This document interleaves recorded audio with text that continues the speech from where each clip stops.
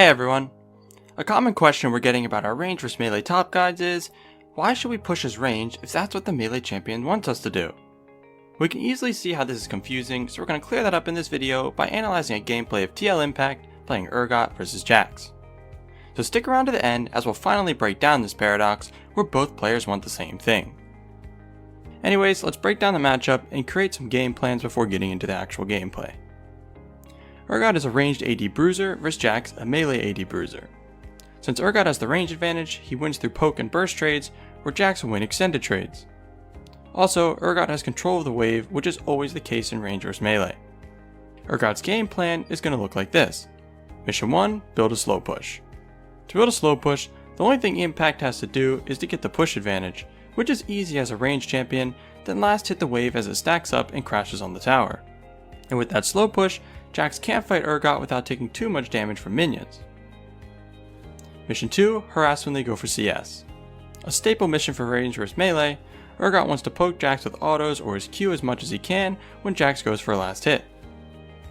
And mission 3, keep pressuring this way to force solo kills, turret plating, or bad recalls. After doing this enough, Jax should get low enough that he overstays, takes a bad recall, or has to give up tower plating gold since he can't defend it. And now for Jax's game plan, Mission 1, let the wave push. Jax is less wave clear than Urgot and shouldn't be able to do anything early on without taking too much harass, so he wants to let the wave push to him. Mission 2, avoid taking too much harass for CS. Jax knows Urgot is going to poke him every time he goes for last hit, so he needs to choose what CS he's going to get carefully to avoid getting poked down. And Mission 3, look for all-in windows.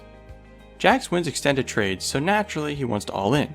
But to do that, it will require a positional mistake from Urgot, since Jax loses this matchup if both players play perfectly. Alright, now let's get into the gameplay.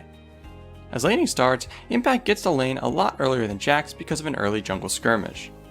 This won't affect the lane that much, just because it's going to play out the same way even if they both got here at the same time, but Jax will be a few minions behind in experience. Jax is finally in lane now though, and both of them start mission 1.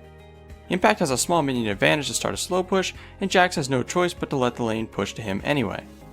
Impact hits level 2 first as expected, so he walks towards Jax to pressure him. This seems small, but it's actually something we see low elo players struggle with constantly throughout our reviews. Standing this far up makes it so if Jax wants to walk up for a last hit, he's going to take damage as he's walking up for it, and as he's walking back. But if Impact was back at his own range minions, he wouldn't be in range to harass Jax until he was already at the minion.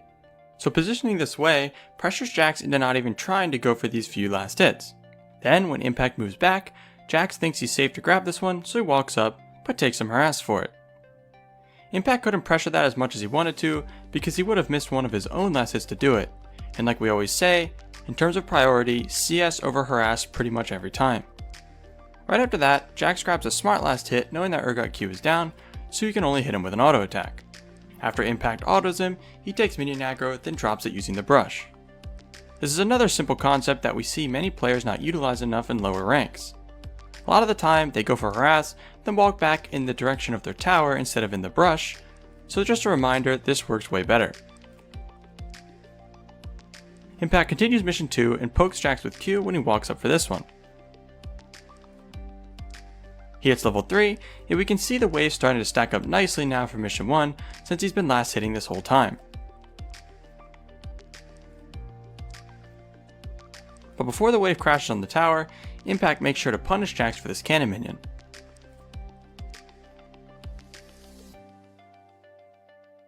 After crashing the wave, he wants to put a ward down since we saw Kha'Zix start as a red buff, so he should be near top now.